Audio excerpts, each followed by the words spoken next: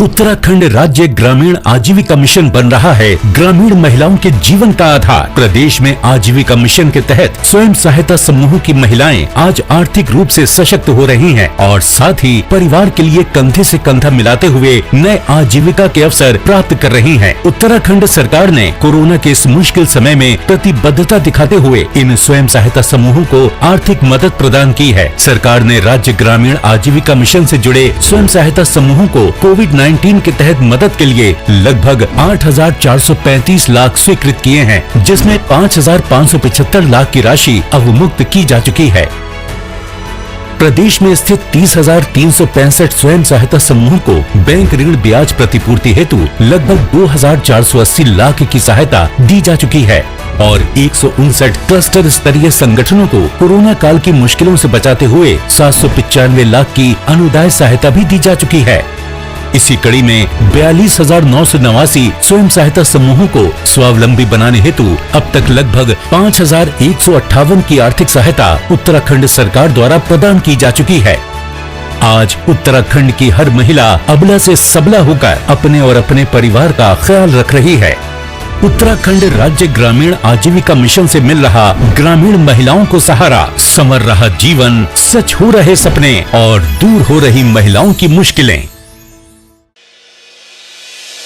2025 में जब ये हमारा राज्य जब ये 25 वर्ष का होगा, हम सबकी जिम्मेदारी है कि वो नंबर 1 का उत्तराखंड हो। 19-20 के फेर में ये दुनिया 25 की सोचने वाले हमने कनेक्टिविटी को विकास का मूल मानकर कार्य किया है। इसी का नतीजा है आज उत्तराखंड पर्यटन के मानचित्र पर और अधिक मजबूती के साथ अपनी सदानत छवि को उकेर रहा है। हर क्षेत्र में हम हो आगे, उत्तराखंड हो नंबर 1, मेरा उत्तराखंड हो नंबर 1। 18,000 करोड़ से भी अधिक की विकास योजनाओं का लोकार्पण व शिलान्यास किया जा रहा है, जिसमें दिल्ली देहरादून एक्सप्रेस वे भी शामिल है। इस एक्सप्रेस वे के बनने से दिल्ली से देहरादून की दूरी मात्र 2 घंटे में पूरी की जाएगी। कुछ वर्ष पूर्व ऐसा सोचना भी अकल्पनीय सा लगता था। मौसम से बदलाव है देखे, बीते कल ने आज देखे, पगडंडी में सड़क है देखी, नदियों ने पुल बनते देखे, हर दिन होता सुंदरता समृद्धि का संगम। हर क्षेत्र में हम हो आगे,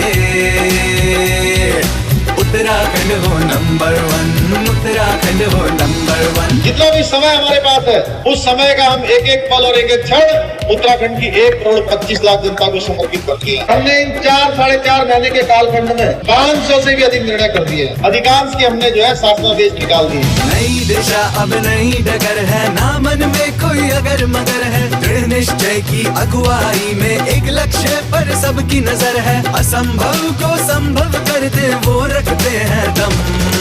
हर क्षेत्र में हम हो आगे, उत्तराखंड हो नंबर 1, उत्तराखंड हो नंबर 1। सूचना एवं लोक संपर्क विभाग उत्तराखंड द्वारा जनहित में जारी। प्रगति की ओर उत्तराखंड।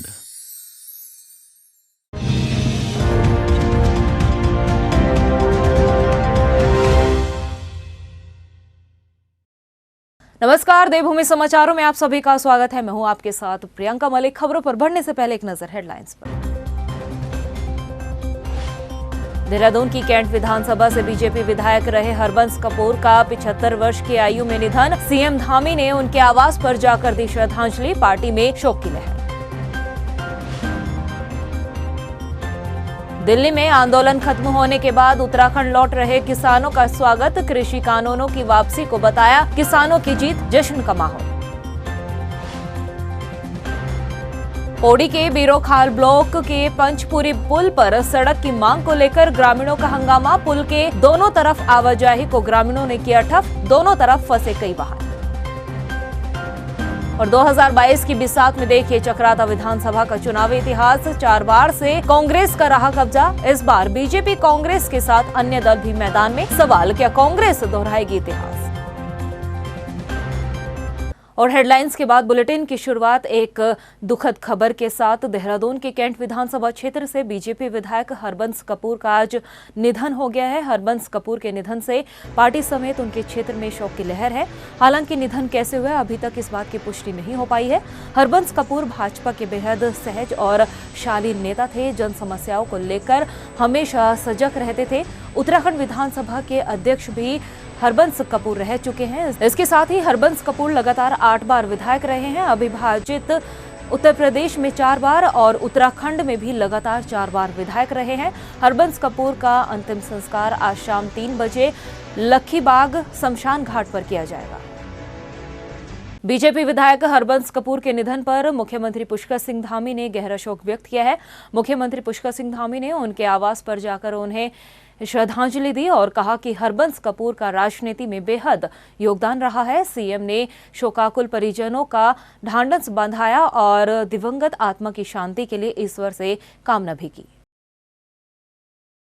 वहीं दिल्ली में खत्म हुए किसान आंदोलन के बाद किसानों ने अपने घर वापस लौटने का सिलसिला जारी कर दिया है। गदरपुर में भी कई जगहों पर गाजीपुर से वापस लौटे किसानों का स्वागत किया गया। इस मौके पर गुरुद्वारा नवाबगंज के जत्थेदार बाबा अनूप सिंह ने इस लोकतंत्र की जीत को बताते हुए कहा कि एक लंबे वक्त के बाद आंदोलन खत्म हुआ है और किसानों की मांग पूरी हुई है।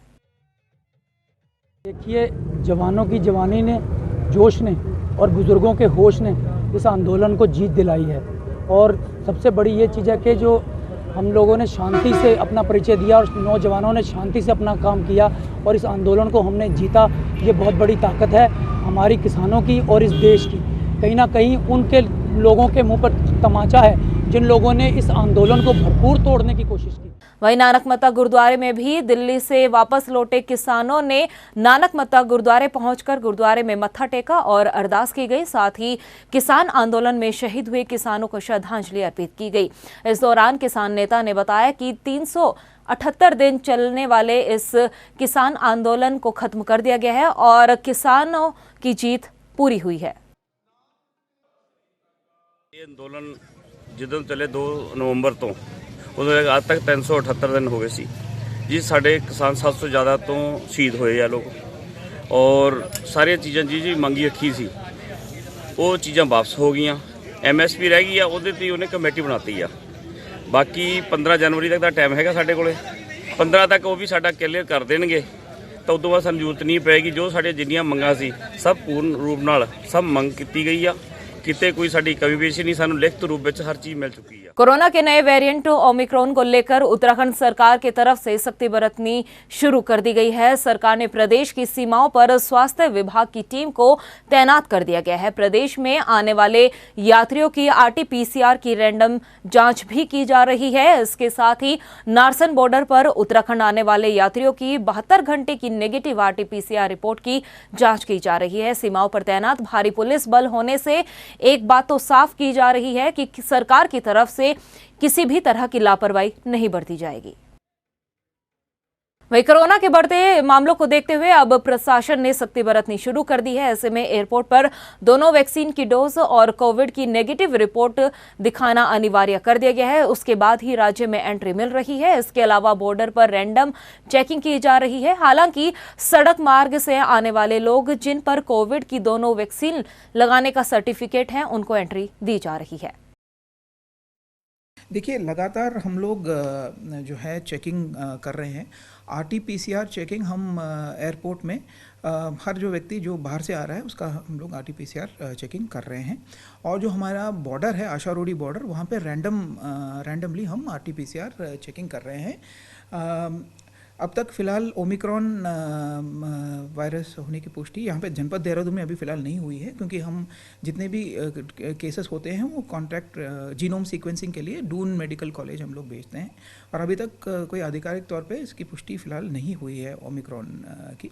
वहीं पौड़ी के बीरोखाल ब्लॉक के पंचपुरी पुल पर ग्रामीणों ने हंगामा करते हुए पुल पर आवाजाही को बंद कर दिया है। सड़क की मांग को लेकर लोगों ने इस पुल पर दोनों तरफ से आवागमन बंद कर दिया है। इससे रामनगर, कोटद्वार, थैलीसैंण, चौखाल और बुंगी धार जाने वाले वाहन आगे नहीं जा पा रहे हैं। ग्रामीणों का कहना है कि एक लंबे समय से सड़क की मांग की जा रही है, लेकिन किसी भी अधिकारी के कानों में जू नहीं रेंग रही है।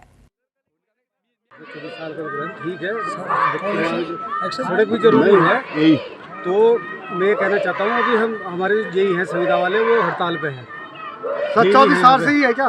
24 साल की बात नहीं, आपका क्या आप यदि नहीं आए तो क्या आपका एक्शन अलग है, लेकिन मैं ठीक है उनकी नहीं, आप एक्शन नहीं है तो आप उसके हैंडओवर कर रखा होगा ना आपके एक्शन में। आप यहाँ पे यदि आप सीनियर हैं, एक्शन भी हमारे जो है निर्माण खंड वाले हैं सतीश कुमार जी, उनको चार्ज मिला है। ब्रेक के बाद एक बार फिर स्वागत है। बढ़ते अगली खबर की ओर। 2022 की बिसात में चक्राता विधानसभा सीट की बात करें तो अब तक के हुए विधानसभा चुनाव में इस सीट पर कांग्रेस अपना कब्जा जमाई हुई है, या यूं कहिए कि चक्राता कांग्रेस के सियासी गढ़ के नाम से ही मशहूर है। राज्य के विधानसभा चुनाव में इस सीट पर क्या कुछ सियासी समीकरण रहे और आगामी 2022 की बिसात के लिए क्या कुछ तस्वीर उभर कर सामने आ रही है, उसके लिए देखिए हमारी खास रिपोर्ट। उत्तराखंड में 2022 की बिसात में जनाधार जुटाने के लिए राजनीतिक दल हर हथकंडे अपना रहे हैं, फिर वो चाहे घर घर ही क्यों ना जनता का समर्थन जुटाने के लिए जाना पड़ रहा हो। इसके लिए बाकायदा सियासी दलों ने पोस्टर पॉलिटिक्स की शुरुआत भी कर दी है। बैनर पोस्टर के सहारे उत्तराखंड में राजनीतिक दल मुद्दों को उठाकर वोट बैंक साधने की कोशिश में लगे हुए हैं। कुल मिलाकर देखा जाए तो सूबे में पोस्टर पॉलिटिक्स का दौर शुरू हो चुका है। देखिए खास रिपोर्ट। दिल्ली के मुख्यमंत्री और आम आदमी पार्टी के सुप्रीमो अरविंद केजरीवाल 14 दिसंबर को काशीपुर में विशाल जनसभा को संबोधित करेंगे। चुनाव कैंपेनिंग कमेटी के अध्यक्ष दीपक वाली ने बताया कि आम आदमी पार्टी के सुप्रीमो का ये 5वां दौरा है, जिसमें उत्तराखंड की जनता को केजरीवाल तोहफे के रूप में कई घोषणाएं भी कर सकते हैं। उनके दौरे को लेकर पार्टी ने तैयारियां शुरू कर दी है। ये 14 दिसंबर की जो तारीख है वो माननीय अरविंद केजरीवाल जी के दौरे को लेकर फाइनल हुई है और तैयारियां लगभग सब पूरी हो चुकी हैं और अपार जन समर्थन मिल रहा है। और रामलीला ग्राउंड में 14 दिसंबर को काशीपुर के रामलीला ग्राउंड में 1 बजे माननीय अरविंद केजरीवाल जी जनसभा को संबोधित करेंगे। मुझे ऐसा लगता है कि आज तक ऐसी जनसभा, ऐसी रैली और ऐसी जनता का इतना अपार जनसमूह शायद कभी ना हुआ हो काशीपुर में। बाकी उस दिन आप लोग होंगे ही तो आप और बेहतर तरीके से बताएंगे। वहीं नैनीताल में राष्ट्रीय लोक अदालत का आयोजन किया गया, जिसमें 5000 से भी ज्यादा वादों को मौके पर ही निस्तारण किया गया और करोड़ों रुपए की धनराशि दिलाई गई। राज्य विधिक सेवा प्राधिकरण के सदस्य सचिव जिला जज R.K. खुलबे ने बताया कि राष्ट्रीय लोक अदालत में काफी संख्या में आए हुए वादों का मौके पर ही निस्तारण किया गया है। इस लोक अदालत के निर्णय के विरुद्ध कोई अपील का प्रावधान नहीं है, तो वो निर्णय जो है वो अंतिम हो जाता है। विवाद हमेशा के लिए समाप्त हो जाता है, दोनों पक्षकार प्रसन्न हो जाते हैं।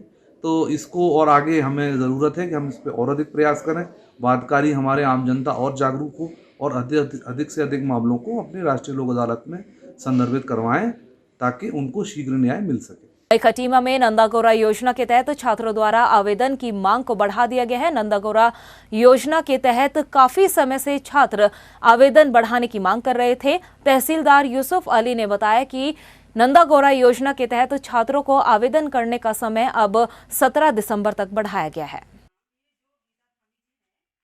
ये जो है माननीय शासन द्वारा जो है पहले 7 तारीख थी, अब जो है उसकी अंतिम तारीख जो है 17 दिसंबर कर दी गई है।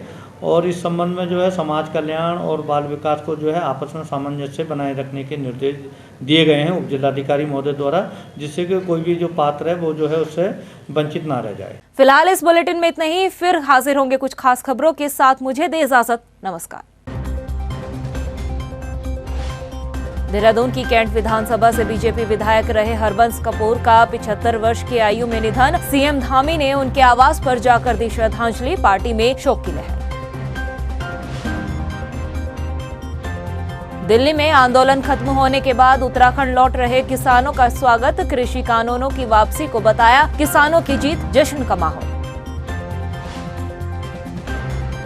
पौड़ी के बीरोखाल ब्लॉक के पंचपुरी पुल पर सड़क की मांग को लेकर ग्रामीणों का हंगामा। पुल के दोनों तरफ आवाजाही को ग्रामीणों ने किया ठप, दोनों तरफ फंसे कई वाहन। और 2022 की बिसात में देखिए चक्राता विधानसभा का चुनावी इतिहास। 4 बार से कांग्रेस का रहा कब्जा। इस बार बीजेपी कांग्रेस के साथ अन्य दल भी मैदान में। सवाल, क्या कांग्रेस दोहराएगी इतिहास?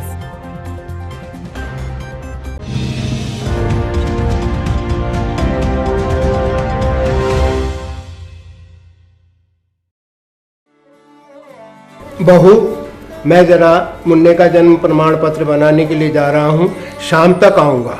पर पापा, ये तो हम अपनी सरकार पोर्टल पर जाकर घर बैठे ही बना सकते हैं, आपको जाने की जरूरत ही नहीं है। जब सेवा का सबको भी लाभ मिले, चेहरे पे एक भीनी मुस्कान खिले। जब सेवा का पूरा लाभ मिले, चेहरे पे तब मुस्कान खिले। हर जन सुविधाओं में लेती जहाँ जनता पूरा भाग। अपनी सरकार से मिल है रहा जनता को सीधा लाभ। अपनी सरकार से मिल है रहा जनता को सीधा लाभ। अपनी सरकार से मिल है रहा जनता को सीधा लाभ।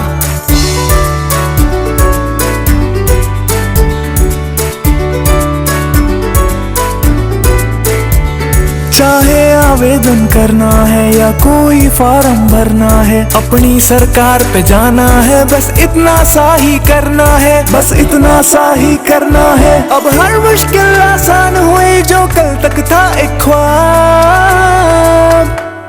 अपनी सरकार से मिल है रहा जनता को सीधा लाभ। अपनी सरकार से मिल है रहा जनता को सीधा लाभ। उत्तराखंड सरकार के रंग ला रहे प्रयास, अपनी सरकार पोर्टल से जनता का हो रहा विकास। संकल्प से सिद्धि के ध्येय को प्रदर्शित करता ये भव्य मंच है विकास का, उम्मीदों के नए द्वार का। 18,000 करोड़ की विकास योजनाओं के शिलान्यास और लोकार्पण का। माननीय प्रधानमंत्री श्री नरेंद्र मोदी जी के नेतृत्व में ऐतिहासिक लम्हे का साक्षी बना उत्तराखंड। हमारे लिए उत्तराखंड तप और तपस्या का मार्ग है। विकास का ये डबल इंजन उत्तराखंड का तेज विकास करता रहेगा। दिल्ली देहरादून इकोनॉमिक कॉरिडोर न सिर्फ लोगों का सफर बेहद आसान और सुरक्षित करेगा, बल्कि इस महायोजना के साकार होने से उत्तराखंड की आर्थिक गतिविधियों को भी प्रोत्साहन मिलेगा। दिल्ली से देहरादून का सफर मात्र 2.5 घंटे का होने से उत्तराखंड टूरिज्म को अत्यंत लाभ होगा। बच्चों के लिए सड़कें हो सुरक्षित, इसके लिए स्मार्ट सिटी के अंतर्गत चाइल्ड फ्रेंडली सिटी प्रोजेक्ट शुरू किया गया है। युवाओं को गुणवत्तापूर्ण शिक्षा और मरीजों को बेहतर चिकित्सा सुविधा देने के लिए हरिद्वार में आधुनिक मेडिकल कॉलेज की आधारशिला ने राज्य में रोजगार और खुशहाली की उम्मीदों को नई उड़ान दी है। लैंडस्लाइड की चुनौती का स्थायी समाधान आज पर्यटकों की सुगम सुरक्षित यात्रा के लिए ऑल वेदर रोड परियोजना में सड़कों का निर्माण उत्तराखंड के लिए किसी वरदान से कम नहीं है। हमारा लक्ष्य है माननीय प्रधानमंत्री जी के निर्देशन में 2025 तक जब हम अपनी स्थापना के रजत जयंती वर्ष को मना रहे होंगे, तब तक उत्तराखंड देश का सर्वश्रेष्ठ राज्य बन जाए। प्रधानमंत्री श्री नरेंद्र मोदी जी के कुशल नेतृत्व और युवा सरकार के संकल्प से विकास के पथ पर निरंतर अग्रसर है देवभूमि उत्तराखंड। समृद्धि और तरक्की के नित नए आयाम स्थापित कर रहे पहाड़ी राज्य में आज विकास की गंगा बह रही है और निखर रहा है उत्तराखंड का स्वरूप। आत्मनिर्भर हो रहा भारत, आत्मनिर्भर बन रहा उत्तराखंड।